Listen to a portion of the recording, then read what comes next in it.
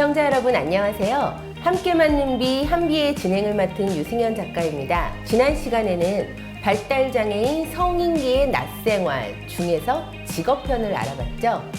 오늘은 직업이 아닌 의미 있는 낮생활을 할 수 있는 어떤 제도와 시스템 등이 있는지 한번 알아보도록 하겠습니다. 오늘 이에 대해서 이야기 나눠주실 두 분을 모셨습니다. 반갑습니다. 안녕하세요. 안녕하세요. 안녕하세요. 전국장애인 부모연대 문화예술특별위원회 위원장 김종욱입니다. 반갑습니다. 네, 안녕하세요. 서울장애인 부모연대 부대표 정신경입니다. 반갑습니다. 네, 환영합니다. 네. 두 분은 모두 성인기 자녀의 어머님들이시잖아요. 네. 자녀는 나이가 어떻게 돼요? 만 21살? 아, 21살. 제 눈에는 실제 나이보다 10살 아래로 보이는데 네네네. 어느새 30이나 된 와, 제 아들은 올해 15살인데요. 20살, 30살. 그때 가면 좀 살만한가요? 퍽이 나요. 아, 그때도 힘들어요? 그럼요. 15살 때는 그 또 15살의 고민이 있잖아요. 30 되면 30살의 고민이 있죠. 네, 여러분 그렇답니다. 그러면 우리가 이야기 하나씩 나눠가 보도록 할게요. 발달장애인의 의미 있는 낮 시간이라고 우리가 표현을 했어요. 하나는 평생 교육의 영역이 있고 하나는 일상생활 지원의 영역이 있습니다. 직장을 다니는 게 아니라 그 외에 다른 것들 중에서 평생 교육의 영역에는 무엇이 있는지부터 짚어가 보도록 할게요. 평생교육 영역에는 어떤 것들이 있나요? 서울형 이제 발달장애 평생교육센터도 있군요. 복지관 등등에서 운영하는 이제 평생교육시설, 그 다음에 장애인 야하, 그 다음에 뭐 장애인 자립지원센터, 주간보호시설, 그 다음에 대학가정, 그러니까 복지관에서 대학가정을 운영하면서 하는 평생교육 이런 과정이 있습니다. 뭐가 엄청 많은데요. 발달장애인 평생교육센터. 우리가 흔히 이거를 평교라고 불러요. 네네. 평교가 무엇인가요? 서울에서 네. 평생교육센터가 생기기까지 사실은 이제 그 과정을 기억하는 사람들이 생생하게 기억하고 있는 게 있어요. 네네. 저희가 시청을 점거하고 42일 동안 네네. 농성을 하면서 제일 많이 첫 번째로 얘기했던 게 성인기가 돼서 갈 곳이 없다. 네. 학교를 졸업하고 나서 다시 집으로 들어간다. 그러니까 갈 곳을 만들어 달라 해갖고 요구해서 만든 게 평생교육센터예요. 네, 그때는 처음에는 2개 만들어 달라, 3개 만들어 달라 이렇게 시작했다가 그 당시 농성을 통해서 서울시 25개 자치구 전체에서 다 만들기로 약속을 하고 지금 한 군데 빼놓고는 지금 다 만들어졌어요. 사실은 평생교육센터를 만든 것은 복지관에서도 복지관 프로그램도 이용할 수 없는 조금 더 중증의 성인 발달장애인을 위해서 만든 거거든요. 그래서 평생교육센터는 지금도 상당한 중증 발달장애인 청년들이 들어가 있어요. 현재 서울에 있는 평생교육센터는 정원이 30명으로 되어 있고요. 한 번 들어가면 5년. 이렇게 한 타임이 5년을 다니게 되어 있어요. 그것이 숨통을 틔워준 거죠, 많이. 그래서 지방도 이제 그 모델을 따라서 평생교육센터가 생겨나가고 있는 중이에요. 서울에 있는 몇 군데 평생교육센터를 방문해 봤던 적이 있는데 깜짝 놀랐어요. 우리 학교보다 시설이 좋아요. 대체 어느 학교를 다니길래? 저희가 이제 올해 졸업을 하면서 바로 이제 연계해서 지역에 이제 평생교육 센터를 갔어요. 되게 감사한 일이었죠. 저도 이제 굉장히 그 뇌병변과 이제 지적 장애를 가지고 있어서 이제 정말 졸업해서 집에 있어야 되나 막 했는데 이제 부모 운동을 하는 보람을 제일 많이 느꼈던 시기가 바로 연계하면서 평교를 다니게 된 것 같아요. 지금 아주 행복하게 다니고 있습니다. 지금 정원이 30명이라고 했는데 막상 들어가면 30명이 한 공간에 있는 게 아니라 특수학교에서의 특수학급처럼 한 학급당 인원이 있고 똑같이 책상들이 다 있어요. 우리가 보통 이제 특수교육계, 학령계에서 특수교육계를 지나고 나면은 20살 이후부터는 사회복지계의 세계로 넘어가게 되잖아요. 근데 평교에서는 평생 교육의 개념이기 때문에 그 안에 특수교사가 있더라고요. 네. 학교를 졸업하고 나서 5년 동안 더 다닐 수 있는 어떻게 보면 또 다른 학교? 하지만 학령기 학교처럼 너무 이렇게 빡빡하거나 교과 과정대로 들어가는 게 아니라 네, 좀 더 맞습니다. 자유롭게 우리 자녀들에게 맞게 네. 이렇게 교육 활동을 할 수 있는 부러운 곳이다 라고 저는 느꼈는데 이게 맞나요? 그렇죠. 그러면서도 저희가 처음에 평교를 만들 때 평교 프로그램의 50%는 외부 활동으로 하자라는 네네. 약속을 했었어요. 네네. 그 얘기는 평교가 자치구마다 있잖아요. 네네. 그러면 이분들이 살아가는 환경이잖아요. 그러면 외부 활동을 통해서 자기네 사는 곳에 계속 출연하는 거죠. 왔다 갔다. 맞아요. 그것을 잘 할 수 있는 곳으로 평교를 만든 거예요. 그러니까 장애가 정도가 조금 심한 분들도 그 안에서 50% 외부 활동하고 그 안에서 존중받으면서 프로그램 하고 하면서 그런 활동을 원활하게 만들어 가자 하는 게 평교고 그 목표를 얼마나 이뤘는지는 잘 모르겠습니다만 어쨌든 아까 말씀드린 대로 평교가 숨통을 트이게 한 건 사실이다. 발전하고 있다.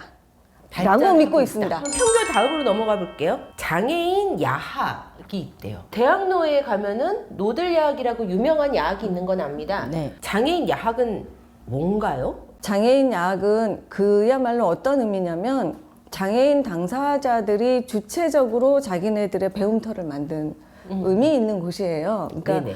평생교육센터 같은 경우에는 이제 관에서 설치를 해준 곳이잖아요. 네네. 근데 야학은 자기네들끼리 이런 필요에 의해서 배워야 되는 욕구를 충족시키기 위해서 만든 거죠. 스스로 자조하기 위한 모임을 만들고 그 가장 중요한 것은 공부였고 그 공부에서 인권이라든가 이런 것에 대한 공부를 많이 통해서 운동성도 회복하고 스스로 자존감 높이는 활동을 할 수 있게 된 점에서는 평생교육센터하고 야학은 어쨌든 성인기에 필요한 교육 프로그램이고 교육센터이지만 그런 성격상의 특징은 조금 다른 게 있다. 지방을 돌아다녀 보니까요.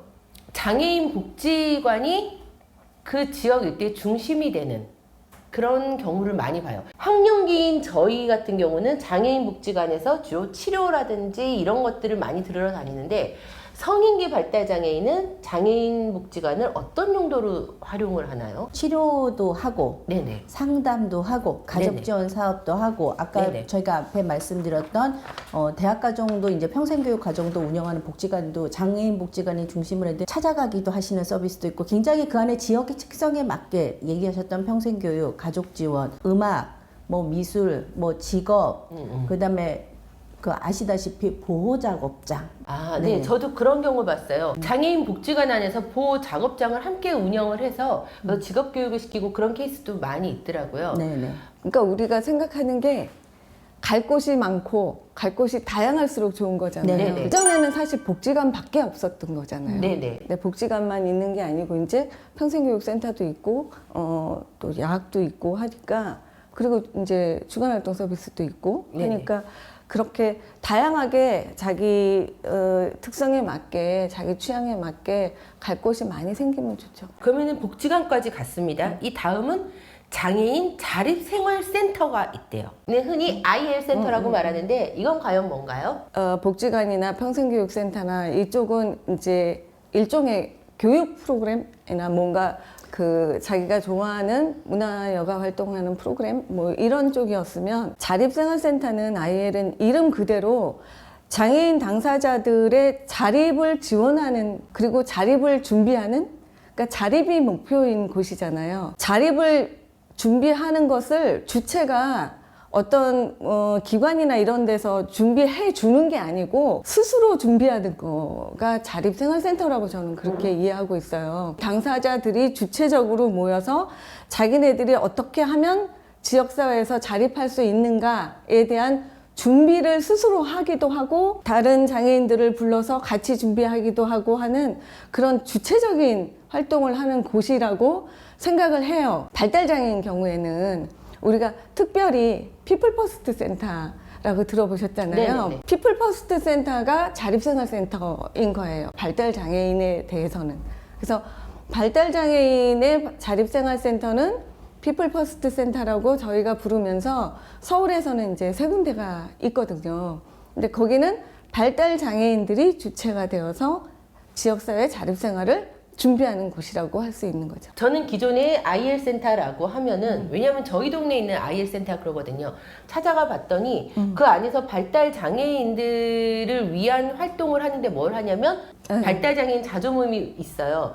근데 그 자조 모임이 잘 운영이 되게끔 어떤 뭐 지원 인력과 예산과 이런 것들을 지원을 해주는 모습을 보고 나서 막연하게 아 저게 맞는 방향이구나라고 하고 있었는데 이게 만약에 정말 발달장애인 자립지원센터라면 그런 자조 모임을 꾸리는 거의 주체는 이 당사자들이 되어야지 제도와 정책으로 우리가 비장애인인 우리가 이러이러한 프로그램과 이러이러한 인력과 이러이러한 것들을 정해서 니들에게 주마가 되면은 이거는 자립센터가 아니게 되는 거. 아 이거에 대해서 저도 오늘 배웠습니다. 맞습니다. 이 다음 편 이제 시간에 피플퍼스트 센터에 대해서 또 이야기가 나올 기회가 있을 겁니다. 그러니까 여러분들 계속해서 쭉 시청해 주시길 바랄게요. 이번엔 주간보호시설 말씀 부탁드릴게요. 엄마가 자녀 성인 발달장애인을 아침에 학교처럼 나트에서 그 안에서 생활을 하고 데려다 오는 서울에 많지 않아요. 아 그래요? 네. 주간보호를 들어간다라는 것 자체 또 하늘의 별 따기식으로 그렇게 있었습니다. 저희가 이제 주간 활동 서비스를 확대하고자 하면서 들었던 생각은 주간 활동 서비스가 되게 잘 되면 주간보호 센터는 조금씩 없어지겠구나. 그러니까 조금 더 다양하고 조금 더 자기 주도적인 그 프로그램 만드는 게 가능한 이 주간 활동으로 그쪽으로 이동을 재편되겠구나. 하겠구나. 네. 네. 그런 기대를 하고 있어요. 지금도. 평생교육편의 마지막으로 대학을 가는 경우도 있어요. 대학 들어가셨죠? 부럽습니다. 저 비장애 자식도 키우지만 얘 대학도 갈까 말까 하고 있는데 부럽습니다. 대학은 어떻게 가요? 대학은 장애학생 특별 전형이 있어요. 장애학생 특별 전형으로 갈 수 있는 과가 별 많지 않아요. 그렇죠. 예, 그게 되게 제한적이에요. 그러니까 만약에 우리 아이가 나는 그 사회복지과 이런 거 말고 동문과 가고 싶어. 만약에 이렇게 하는 경우에 동문과에는 장애학생 전형이 없으면 못 가요. 근데 저희 아이 같은 경우는 음악을 너무 좋아해서 음악에 관련한 학교를 가야 걔가 4년을 의미 있게 보내는데 근데 얘는 또 작곡을 하고 싶어 했는데 작곡은 장애학생 전형이 없어요. 그래서 얘는 엄마가 모질게 가르쳐서 작곡가를 그냥 저 일반 전형으로 갔거든요. 그런 경우가 이제 굉장히 드문 경우고 저는 사실은 굳이 대학을 왜 보냈냐면 아무것도 의미 없는 시간을 보내야 되는 성인기로 진입하는 걸 조금이라도 늦추고 싶었어요. 늦추고 학교라는 곳에 한 4년 더 안전한 곳에 더 있었으면 하고 바랬어요. 그래서 사실은 대학을 갔거든요. 근데 대학을 보내놓고 보니까 우리나라에 대학 좀 많아요. 요새는 그러니까 숫자 학생 입학생 수 적어갖고 학교에서 난리들인데 이 좋은 대학이라는 환경을 우리 장애인들을 위해서 활용을 했으면 좋겠다는 욕심이 자꾸 들더라고요. 그래서 평생교육도 그렇고 주간활동도 그렇고 대학 캠퍼스를 이용해서 해보자 하는 생각이 많이 들었고요. 어쨌든 대학을 가기는 가는데 장애학생 지원센터에서 장애학생에 대해서 지원도 많이 해주고 해요.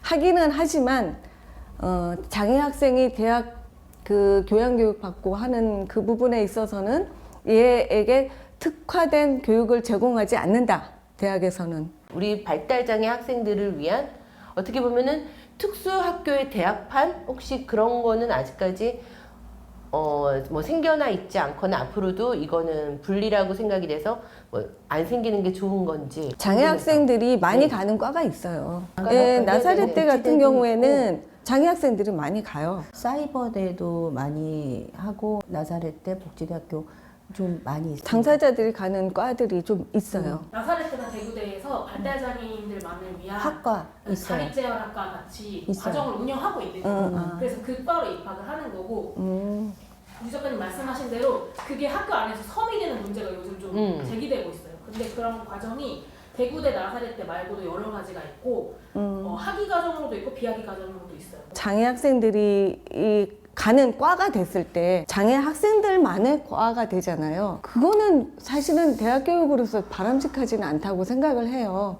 그게 말씀하신 대로 그 과는 특수학급 개념이 되는 거잖아요. 저는 물론 그 교육의 다양성을 위해서는 그런 과도 있었으면 하지만 그런 과도 있었으면서 그렇지 않고 장애 비장애 학생들이 어우러져서 다닐 수 있는 보다 더 많은 과들이 생겼으면, 그리고 우리나라 대학 좀 많아요.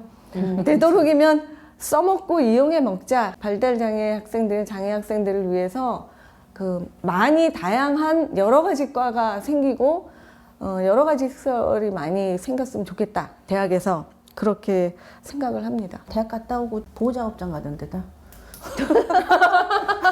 이제는 일상생활 지원 영역으로 가볼게요. 여기서 가장 대표적인 게 주간 활동 서비스예요. 사실 서울에 살고 있는 저는 가장 많이 보여지는 게 요즘에 주간 활동 센터예요. 그 정도로 좀 많이 이렇게 보이고 있는데 네. 주간 활동 서비스란 과연 무엇인지 이거 쉽게 설명 좀 부탁드릴게요. 낮 시간에 의미 있는 활동을 보내기 위해서 장애 정도에 따라서 1대1, 2대1, 3대1 제공 인력에서 지역사회의 자원을 한 공간에서 거점으로 해서 그게 다는 게 아니라 지역의 맛집 투어, 미술, 음악, 심지어 저는 이제 태권도장 같은 경우는 낮에 아이들이 다 학교 다니는 시간에는 저희가 비어있는 공간이 많잖아요. 네네. 그 공간을 해서 태권도 수업도 하고 미술학원, 음악학원, 또 이제 교회 공간도 활용해서 중증과 경증이 이제 어울려서 지역에 활동 서비스를 하면서 하고 싶은 거를 지역사회 자원을 활용해서 낮 시간을 보내는 서비스입니다. 주간 활동 서비스라는 게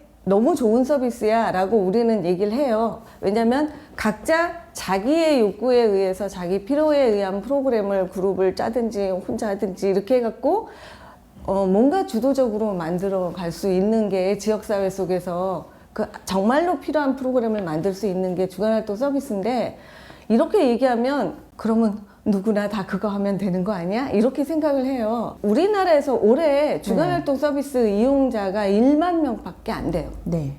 발달장애인 25만 5천 명, 26만 명 중에서 성인 발달장애인 중에서 1만 명만 이용하고 있고, 내가 신청하고 싶다고 무조건 다 되는 것도 아니고 나 주간활동 서비스 할래요 라고 신청했을 경우에, 그리고 우리 지역에 또 마땅히 주간활동 서비스 제공기관이 있어서 나 마침 있으니까 할래요 했던 경우에 이제 평가를 해갖고 뭐 몇 시간 이렇게 받아서 그걸 쓸 수 있는 거예요. 예산이 부족하기 때문에 네. 심지어 이제 바로 원한다고 지금 제공 서비스를 못 받고 네. 그다음에 그러니까 주간활동 서비스 제공 기간이 아직 많이 보편화돼 있질 않아요. 이 예산 때문에 이 좋은 서비스가 좀 더 보편화되지 못하는 것에 대한 문제의식은 우리가 갖고 가면 좋을 것 같습니다. 주간활동 서비스를 받으면 활동 지원 서비스 있잖아요. 이거를 받으려면은 여기 시간을 깎아야 돼 라는 기사를 보고서는 그러면 나는 받을 수 없나? 뭐 그냥 이걸 포기할까 그랬었거든요. 차감형이라고 있어서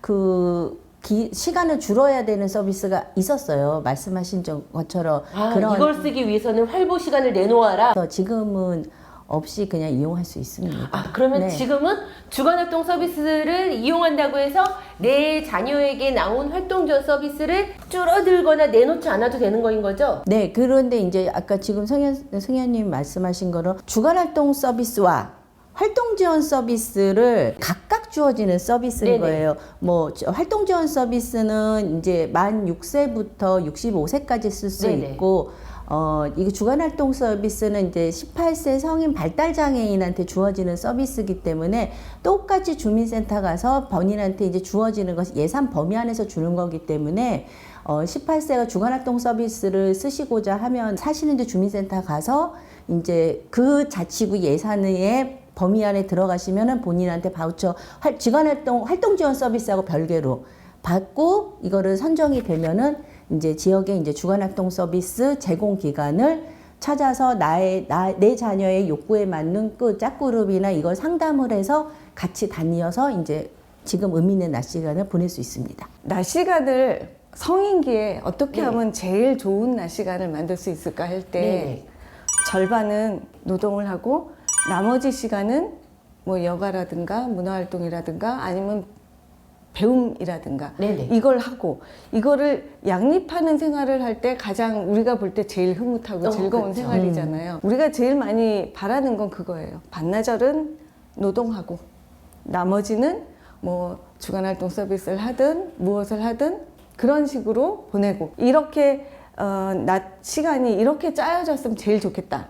그리고 집에 왔을 때는 이제 주거 서비스 받아가면서 그렇게 하면 24시간을 만들 수 있잖아요. 이 바로 전편에 있었던 이제 발달장애인의 직업생활편에서 거기 나오셨던 이은자님께서 그 말씀을 하셨어요. 우리 아이가 오전에 4시간은 직장에 가고 오후에는 주말 서비스를 받을 수 있고 이제 이렇게 생활하면 참 좋지 않느냐 라고 하셨는데 지금 현재 그러면 직장과 어떤 주말 서비스가 동시 이용은 이렇게 가능한 거네요. 평교를 이용하며 하거나 주간보호센터를 이용하면 주간 활동 서비스를 신청할 수 있는 네. 기회가 없어요. 아, 기회 자체가 없군요. 주화를 받지 말고요. 네. 평교를 마치고 난 다음에는 네네. 집에 와서 주거 서비스를 받는 쪽으로 아, 그쵸. 주거 서비스 받아야죠. 제가 그리는 미래는 고등학교 졸업하면서 전공과를 일단 간다. 학교에서의 시간을 1년이라도 늘린다. 그런 다음에 학교를 졸업하고 나면은 학교와 같은 시스템인데 훨씬 좀 더 자유로운 느낌을 주는 평생교육센터에 5년 동안 먼저 다니고 평생교육센터가 지나고 끝나고 나면은 이때는 직장과 주말 서비스를 동시에 사용을 해서 이렇게 생활을 하고 그럼 주말 동안에 엄마 아빠랑 계속 같이 있으면 심심도 하잖아요. 그러다 엄마 아빠는 이제 서서히 늙어서 우리는 빠이빠이 할 준비를 해야 되니까 주말 동안에는 뭐 IL 센터라든지 피플버스에 있는 그 자립생활 훨씬 자립지원 모델 그래서 같이 동료들과 친구들과 함께 재미난 주말 시간을 보내며 산다. 이렇게 되면서 밤에 잠은 어디서? 주거 서비스를 받아서 뭐 지원주택 등의 그런 곳에서 살 수만 있다면 저는 정말 너무너무 완벽한 미래 설계네요. 네. 이런 미래로 가고 있는 거 맞나요, 우리는? 네. 일단은 시작을 했으니까 네. 없는 것을 만들었다는 게 중요한 거잖아요. 근데 우리가 욕심을 내는 건 아니에요. 왜냐하면 실제로 아무것도 없는 벌판 황무지에서 우리 부모들의 힘으로 이거는 확실합니다. 부모들의 힘으로 단계와 정책과 제도와 서비스들이 마련될 수 있도록 애써왔고 그렇기 때문에 지금 이 방송을 보고 있는 우리 모두가 또 함께 힘을 모은다면 제가 지금 이야기한 어떤 이런 미래는 10년, 20년 뒤에 이제 당연한 정책과 제도로 마련되어 있지 않을까 기대를 해봅니다. 개인 예산제. 개인 예산제가 뭐냐면 우리는 지금 바우처에 의해서 바우처 카드에 의해서 각종 서비스를 받고 있단 말입니다. 학령기 때 뭐 치료재활 서비스 그리고 성인기로 가면은 뭐 주알 뭐 활동 지원 뭐 등등등등 전부 다 저희는 바우처제인데 이게 아니라 외국 같은 경우에는 개인에게 예산을 다 주는 거예요. 너한테 뭐 200만 원, 400만 원 줄 테니까 네가 그 안에서 활동 지원 서비스를 받던 이걸로 뭐 주알 서비스를 받던 이걸로 치료 재활을 하던 운동을 하던 알아서 해라. 언뜻 들으면 너무 좋아 보이잖아요. 근데 우리나라에서는 이 개인 예산제의 찬반 논란이 지금 좀 뜨겁다고 합니다. 대체 왜 그런가요? 언뜻 들으면 좋고 뿐만 아니라 내용도 좋죠. 그러니까 나에게 주어지는 모든 공적 사회 서비스를 내가 스스로 이렇게 분배를 할 수 있게 된다면 그 주체적으로 쓸 수 있는 거니까 그게 가장 좋은 건데 그 얘기를 왜 지금 하느냐라는 것을 놓고 볼 때는 어떤 거냐면 밥상에 먹을 게 엄청나게 많은 상태에서 당신이 원하는 방식대로 밥상을 차려보세요. 이렇게 하면 좋은데 밥상에 올라온 게 없어요, 별로. 아, 그쵸. 우리 아직 네, 전부 다 지금 그죠? 시작 단계니까. 맞아요. 밥 하나 간장 종지 하나 나놓고는 앞으로 개인 예산제 하십시다 이렇게 얘기하는 거는 이거는 뭔가를 호도하려고 하나 하는 저희를 의심할 수밖에 없는 거예요.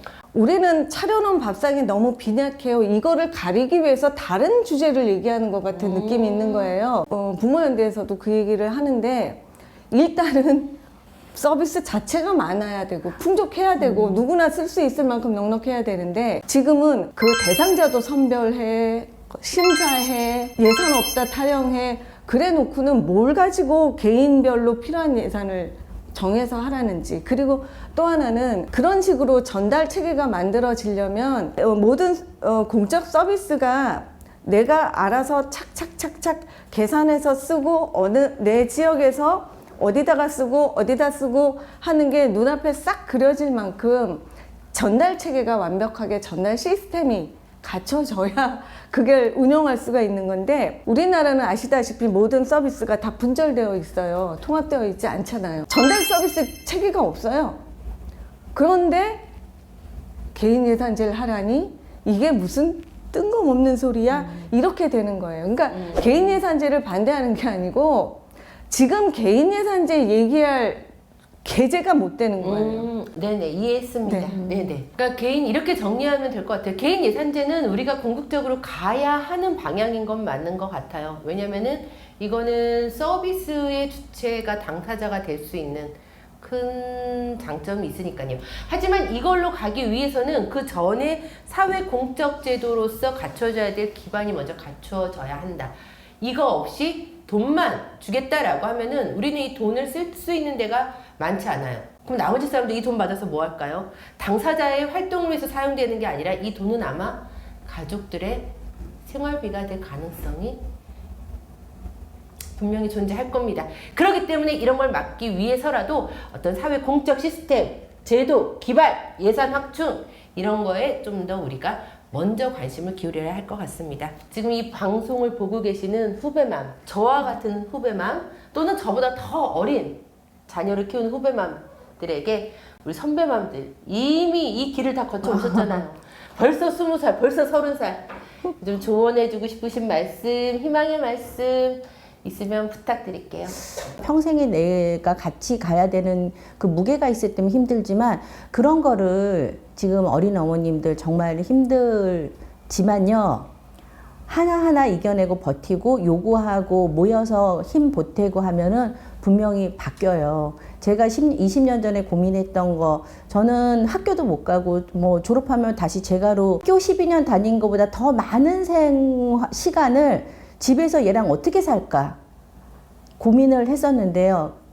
힘 보태서 같이 하면은 바뀔 수 있습니다. 혼자 힘으로 못하지만 목소리를 내서 목소리가 바뀌는 만큼 사회를 바뀌고 사회가 바뀌는 만큼 자녀의 삶과 장애 부모의 삶이 바뀌니까는 같이 목소리 내는 데서 지금 뭐 막막하다고 생각하시겠지만 하나하나 오구하고 바뀌어가면은 언젠가는 아이도 자립해 있고 지역사회에서 녹여내서 장애가 되지 않는 사회인으로 잘 살아갈 수 있을 것 같습니다. 저는 이제 늘 생각하는 게 미리 포기하지 말고 그리고 상상하기를 게을리하지 말자. 우리는 미리 포기해가지고 우리가 할 수 있는 것에 대한 상상력을 스스로 가둬놓고 그렇게 가둬놓으면 우리 자녀들이 살아갈 수 있는 세상이 좁아지는 거거든요. 근데 그랬던 숱한 세월이 있었어요. 근데 한 20년의 세월 동안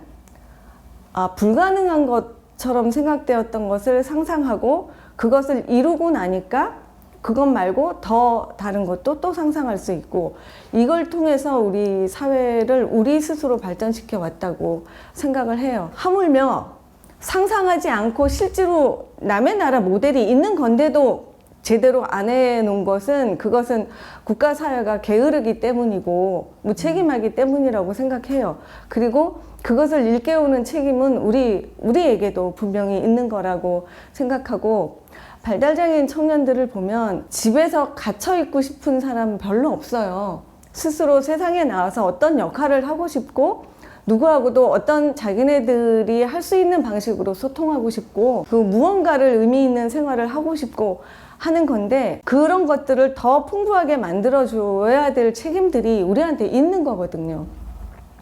그럼 내가 갖고 있는 그 책임을 성실하게 수행하면서 살아야 될 그런 존재가 바로 우리 엄마 아빠들이다 라는 생각을 해요. 그것이 우리 사회를 큰 틀에서 보면 평등사회로 가는 우리가 거기에 하나의 기여를 하는 삶을 살 수 있게 된 것이기 때문에 그 역할에 충실해야 되지 않을까 그런 생각을 합니다. 의미 있는 낮 시간 지금 얘기 나온 것보다도 훨씬 더 많은 상상을 통해서 훨씬 더 많은 공간을 우리가 만들 수 있거든요.